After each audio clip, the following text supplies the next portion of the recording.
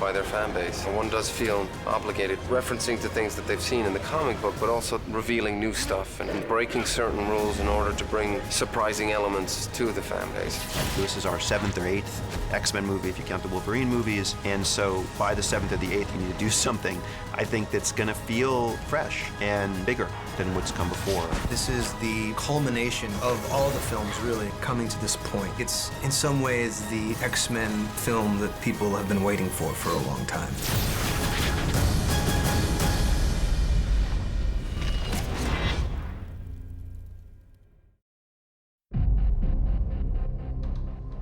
One of the things we did with Days of Future Past is we changed the timeline because in the previous X-Men movies, the world didn't learn about mutants until X-Men 1 in the early 2000s. In Days of Future Past, because of the time travel element, we changed the rules. We changed the reality of 1973 onward. What's the last thing you remember? We're kind of moving through time, so I can either take the universe into new places, or we speak about time's immutability, how time kind of wants to go back to where it once belonged. So maybe this is actually a prequel to X-Men 1, 2, and 3. So it's kind of a game that we're playing that never really has been done before. As everyone knows, the existence of mutants was first discovered during the Paris Peace Accords after the Vietnam War in 1973. When we come back in '83, we are coming to a world that has long embraced mutants, even to some degree celebrated them and fetishized them. There are mutants in all facets of life, living integrated lives into the normal human world. They still hate and fear us. It's just harder to see because they're more polite about it. School for gifted people. Hank's grown up a lot, I think, in the space of those 10 years. He's kind of in his lab building all his gadgets and gizmos, and I think he's fairly happy, you know. Charles is in good spirits. The school's going very well. I think he enjoys being a teacher and having the kids around, so happy days. See you all soon. This might sting a little.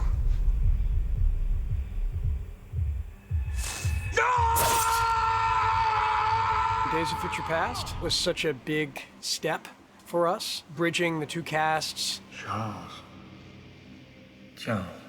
Managing both past and future, rewriting in some ways the landscape. Very challenging to think about how are we going to expand the universe further. It began with what's the challenge, what's the conflict, what's the threat of the film. Very quickly we got to Apocalypse because he is the most powerful mutant that's really ever existed in the X-Men universe. It felt so different from the other X-Men films, and plus Apocalypse is such a strong and complex character. It was Louise Simonson who made this character. That was her assignment, to come up with a new super archvillain. And every new writer, every new comic book artist would come in and they'd do their own version of Apocalypse. And so when it came time to make the film with Bryan Singer and with Simon Kinberg, the fact that we were going to get to make our version of it, I thought that was such a fun challenge. I think lots of people have wanted to see Apocalypse come to life in the X-Men franchise, and it's finally happening. I'm a huge X-Men fan. I grew up knowing the comics and loving the world and, of course, the movies. So I was really excited that they were bringing in the Apocalypse storyline. Apocalypse is someone who survived for millennia and various civilizations. And he's back to Oscars. He's one of the best actors out there, I think. Some of his speeches as Apocalypse are just fantastic. You can fire your arrows from the Tower of Babel, but you can never strike God! To be out there in that heat every day under all that makeup and under all that gear, and then trying to act and emote and be compelling and convincing and commanding is really challenging, but he's superb.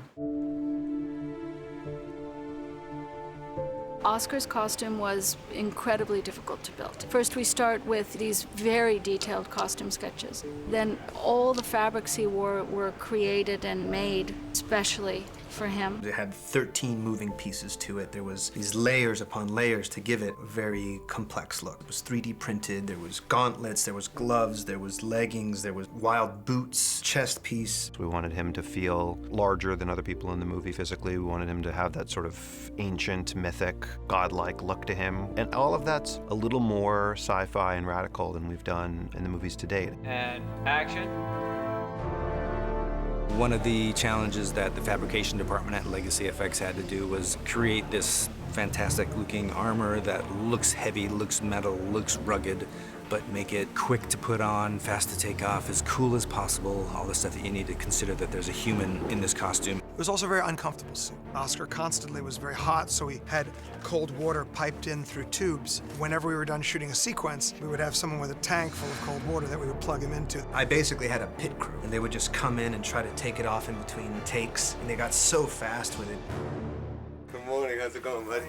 Good to see you. The makeup that they have him in is unbelievable. It is awesome and scary, and he looks terrifying and really powerful, and it's easy to work with, you know? You're definitely freaked out when Oscar's there on set. For the look of Apocalypse, I obviously first addressed the comic book, and then tried to create a sense of makeup that could bring out Oscar Isaac's performance. It's a 6-piece prosthetic with overlapping skull caps and headpieces and face pieces, so it's intensive. The prosthetics for Apocalypse are all silicone face pieces, so you can keep them very thin. They're very supple, so they move with him and transfer the subtle detail of any of his movements so that he can act through it as well.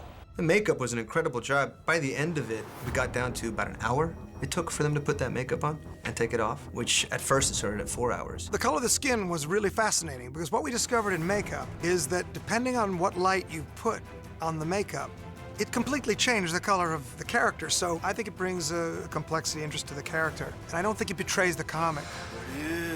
With this film, you have to kind of heighten the stakes each time and have bigger, better, badder villains, and I think he is that. We had lots of interactive, big, bright lightning strikes on set, which are incredibly bright. Whenever she comes out, you could tell we were about to start shooting her because the entire set would be flashing. It's all about trying to choreograph that stuff, especially lightning, because it's like a 3-frame event. It's moving so fast that you can't just do it frame by frame. You have to run it in continuous motion. There is a shot in this movie where she travels down a lightning bolt. It's a blink or you'll miss it moment. You'll see the silhouette of her coming down in the lightning bolt. It's a great, heroic shot. You know you can kill everyone in this room. That's why when you come in, it's just more like, hey, I've got my hand on Psylocke was an interesting one because that was actually a very late-breaking decision. That came very late in the process. And as the notion of both one of the horsemen, but just a unique character, she's got great powers. At one point, we sort of imagined that the abduction of Charles would qualify as a 4th horseman. But late in the process, we were looking at the final sequence of the movie and the fact that the pyramid needed to be protected, and suddenly we're like, well, there's 4 sides of a pyramid, not 3. It'd be good for him to have 4 people that could protect him. We spent a lot of time looking on the internet and saying, what do you want to see in an Apocalypse movie? And it seemed like the most popular choice was Psylocke, and it was something that Brian and I got excited about.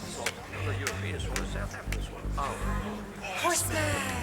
Olivia Munn was literally the first person any of us thought of, and we thought was probably not somebody we'd managed to get, but thankfully she's a massive X-Men fan and was really excited by the prospect of playing the part. She adores the comic book, and she loved the character of Psylocke. Is this my stand-in? Hello.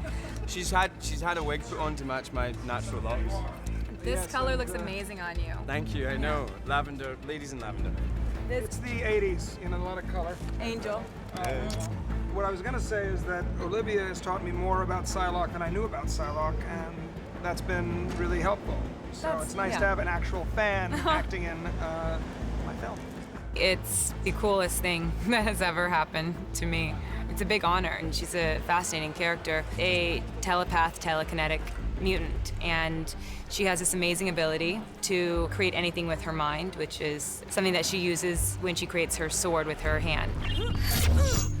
Once I knock and I come back, it should be like right there. Olivia has a lot of elaborate fight sequences, some that are quite dangerous, a lot of stunts she wanted to do herself, so she trained very heavily in martial arts and in sword fighting and all kinds of things. I've never done sword work before, and I started doing all of the sword work and then wire and stunt training, and then going and doing taekwondo and karate and boxing. And so when I'm not on set, I have about 6.5 hours of constant workout. She's been working non-stop since she arrived with her sort of blade work. I mean, at the beginning, it was non-existent, and now she's like, watch, I can do a backhand as well. And she's like flipping the samurai sword from hand to hand. Her mixture of her physical samurai sword, which she sometimes likes to use, or her psionic blade. Parts. And in the case of Scott, I was imagining James Dean, like young James Dean, Rebel Without a Cause, playing the part. And so what we were looking for was someone like that, someone who had this sort of very quiet rage in him. I had seen a few films that Ty Sheridan had done. I met with him. I found him for his age to be fiercely intelligent, asking all the right questions about character, motivation. And so I felt that he would portray a very rambunctious, a very angry, young Cyclops. Walking in onto the set and looking down at the X on the floor is when it really hit me. Ty kind of brings that vulnerable, scared, but also not wanting to show that Scott is kind of a terrified young boy, and he's a new kid in school, and he just wants for everyone to respect him and look up to him, but he can't be that person. I remember, like, the first time I met the kid, he reminded me of my own little brother with the same age. So, immediately hit it off. I think one of the biggest challenges to the role is that it's a lot of face acting, because you can't see your eyes, and I would say that a good portion of my acting is here. When you give a character dark glasses to wear for the entire film, it's very, very, very challenging, especially a young actor. So one of the things that Ty has also is he has a very expressive face and he has a very expressive mouth, and so those things help when you're taking away and we wanted to do something that was very different than Famke. She's sort of like an outcast within the outcasts, so there's nowhere for her. I'm a terribly huge fan of Game of Thrones. I've always loved Sophie Turner. I became friendly with her through a mutual friend, and I thought she would just make a perfect young Jean. Her talent, her physical appearance, it was just the right casting. She came in and she auditioned, and she just blew us away. I mean, it was unquestionable. There was actually a monologue about the first time she felt her powers and how scary that was and how it actually was the moment when her mother died. I was 10 when the voices started coming. At first, I thought it was all a bad dream because it was happening during the nighttime, but then it started coming during the day, at school, in class. I thought I was going crazy. And then I tried to control it, but that only made it worse. And then one day, I was coming home from school with my mom. And I got in her head. I didn't mean to, but I did. And then she lost control of the car, crashed into a tree. I could feel everything she felt in that moment of her death. I could hear her last thought, and then I woke up. And I just remember I was looking around. There were a lot of grown-ups that were pretty choked up watching her do it. I'd watched all the movies, and when I was really young, my brothers always used to read the comics, so I always used to like steal a couple of their comics and read it. And Jean was always my favorite. You will learn to control your powers, and when you do, you'll have nothing to fear. Most of my stuff has been with Sophie, and she's doing an amazing job. And Charles, in the history of X-Men, he's got a really quite profound connection to her. He understands how hard it is to have the power that they share. He was very close to her and very protective of her and kind of parental and fatherly towards her. Fun for the fans to be introduced to all these new characters. What's great to see with all of these actors is you can see that it means a lot to them coming onto this, and they really work hard. Luckily, we have what I think is the best cast you could hope to assemble for something like this. So we've been gifted with incredible tools and an incredible leader in Bryan Singer to kind of help make sure that these stories continue to thrive. Cut. Auf Wiedersehen. What do we say we take this blue guy on a little field trip? I'm sure there's a mall around here somewhere. What's a mall? One of the fun things we've done in these movies now is we've made them period films. X-Men First Class was obviously a movie about the 60s and took place there, and in Days of Future Past, the past part of it was the 70s, and this is now full-on 80s. We have gone full-on 80s in look, in feel, in vibe, in music, everything about it. It's mainly roadway, 300 feet long. I hired as a production designer Grant Major, who did the Lord of the Rings films, and he was very meticulous about everything. And we built some pretty exquisite sets, some of the biggest I've ever built. I've never done an X-Men film before, and of course this is part of a really successful franchise, so there was a lot to take on board in terms of what had been established so far, because we were reproducing some of the worlds that had been established previously. It smells pretty old in here. Is this a school or a museum? The X-Mansion in the X-Men films is iconic, really. It's really the centre of the whole sort of X-Men world that I was given the opportunity to be able to update that into an 80s kind of look. The mansion has a two-tone variation to it because the mansion represents both the sort of security and the warmth for mutants that Charles Xavier so much dreams of. So there's a kind of warm, reddish, goldish feel to that. And then when you go below into the cerebro and the sort of science fiction workings of the mansion, it's kind of a blue and white and cool but neutral variation, and that's something that's been established for a long time. We wanted to build a larger version of the X-Mansion, which caused us in Montreal to have to punch a hole through a soundstage and take 2 sound stages and glue them together so that we could have a library and multiple levels and all kinds of other things, and the camera could move through these locations. You'd have hallways that you didn't even realize you were going into the next stage, and then you'd have whole other areas of the house. To Quicksilver time, and we see him go about saving everyone in the mansion, but as it is slowly exploding. It gave us an opportunity to see that sort of high-speed photography version of what an explosion would look like in Quicksilver time. So that was actually the most complex sequence in the movie, both in terms of shooting it and complex in terms of the CG, the visual effects. That sequence was very, very carefully pre-visualized. Brian Smurs and Matt Sloan, who was the on-set supervisor for the second unit stuff, basically took that roadmap. This is Quicksilver on steroids, much bigger. I think we're about 2.5 minutes sequence. In Days of Future Past, it was 32 seconds. You're inside the mansion and inside the library and out on the lawn and over at the swimming pool, and you're flinging people in all these different places, getting them clear of this big explosion, all within a 1 second or less time frame. It's quite elaborate. It took 1.5 months to shoot. Evan Peters worked 17 days on this one sequence. It's kind of an exciting day for us. We're going to do a multi-stage explosion with a 3,200 frame per second camera, traveling at roughly 55 feet a second, which means I have 2/5 of a second to get in the hero part of the explosion. Here we go, and 3, 2, 1, go. We're hoping to move our camera at close to 90 miles per hour as it goes through the explosion. And we have a few tens of milliseconds in which we're safe. So the camera has to be shielded. We have to be careful about debris. You see this huge fireball coming down the hallway and exploding out of all the bookshelves and the like. It's pretty amazing. 3, 2, 1, go. Thank you very much. That was a great job, guys. And then multiple layers of visual effects, getting the debris, getting the books.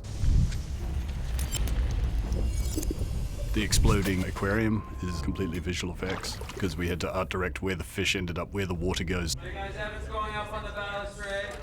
Let's stand by to shoot. Everybody start clearing. Colin Fallenweider, who's doubling Quicksilver, is one of the best people in the world, in my opinion, at wire work and knowing how to fix it and make it work when it might not. Colin does an amazing stunt where he's running on the wall again, which is just awesome. I don't know how he does it. Can we get somebody in a green suit to shave his head and I'm standing by like this? We're gonna go right. That way. This is Professor X's golf bucket. We call it the X-Bug. Even though I only spend a little bit of the movie bald, we've still got to honour the iconic nature of his look. So I'm glad to be finally arriving at that destination with my head. Patrick, come in, man. Come. They were saying, look, do you want to just wear a bald cap? And we thought, yeah, we could wear a bald cap, but bald caps always look bad, don't they? It's connecting. So we go to a trailer, and then we FaceTime Patrick Stewart. Patrick? It's Brian Singer and James McAvoy. We're about to shave James's hair. This is the moment, pal. And Patrick happened to be by his computer. Why don't you save lots of it and send it to me? I can make some use of that. So we hold my iPhone up so that Patrick Stewart can watch us, well, actually watch James shave his own head. Oh, yes. Should we go for a mohawk? It's a good look right there. Thanks, baby. And he sat there giving us his blessing and welcoming me to the Chrome Dome Club. With every piece of hair that drops, my powers are increasing. Have you ever done this before? I have, actually, yeah, once before. but this is the first time I've done it sober. It felt really right, and it was probably the moment where I felt like he was handing the baton over. He was like handing the clippers over to take my hair off. You look terrific. How does it feel? I'm finally understanding what it's like to be you. What's the difference is that I looked like that when I was 19. It was pretty cool. Thank you for doing this. What a privilege. It's lovely to see you, pal. Thank you, Patrick. And, Thank you. Bye, guys. Be well. All right. I love you all. Send this hair to Patrick Stewart.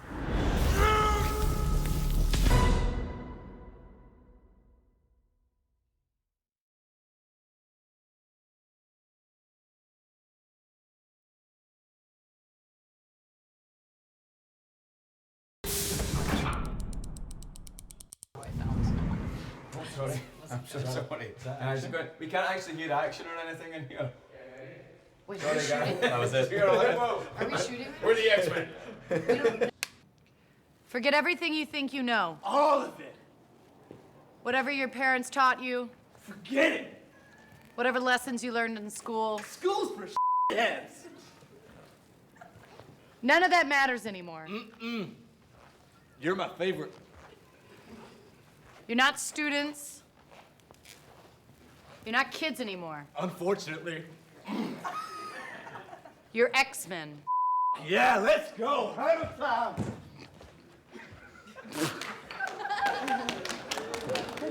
Very good. Very good. You're really going to take part in all this killing and destruction? It's all I've ever known. That and extreme patty cake. No, it isn't. You've just forgotten. You like movies? Some. You like Why? X-Men? I love X-Men.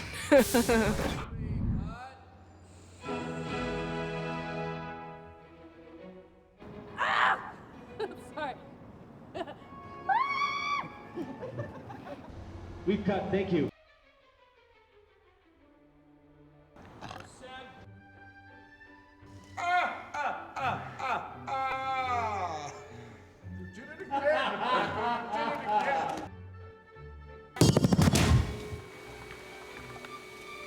Cut there.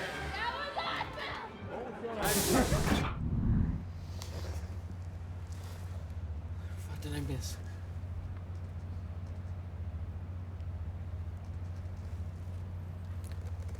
Who is he? Let's go again. Und gleich wird's spannend. Max, darfst du Schlappen fahren? Hausen?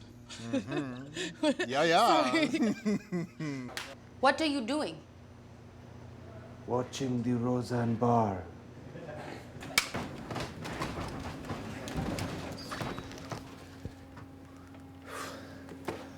Oh, that worked out okay, right?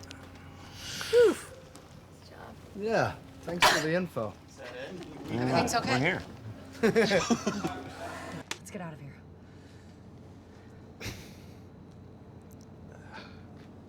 Cut. I think I just myself.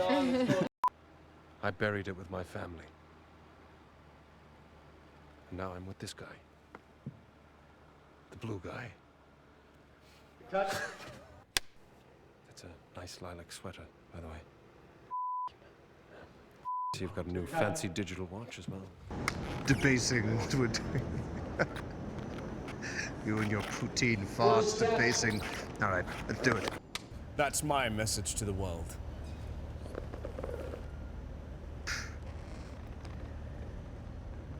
Real mature. Where is Magneto? We don't know. Do you know? No. Does anybody know? What are you looking at? Check his Facebook!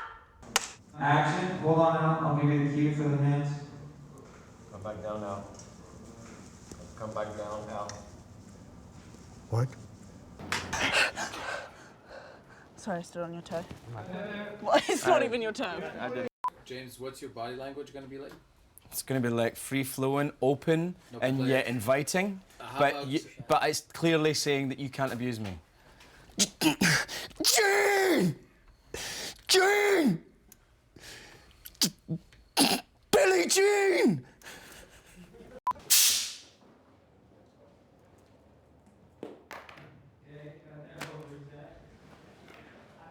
I'm Kurt. This is Kurt. Kurt Wagner. Wagner. Wagner. Wagner.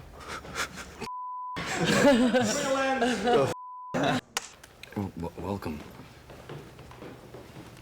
He's my illegitimate son from Azazel. He was born in. Oh, you've been Azazel too? Great. Okay, brilliant.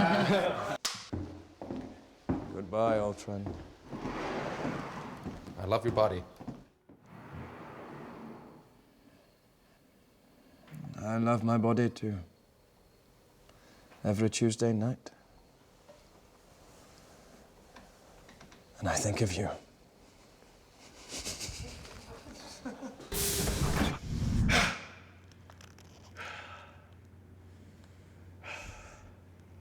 I like him. He's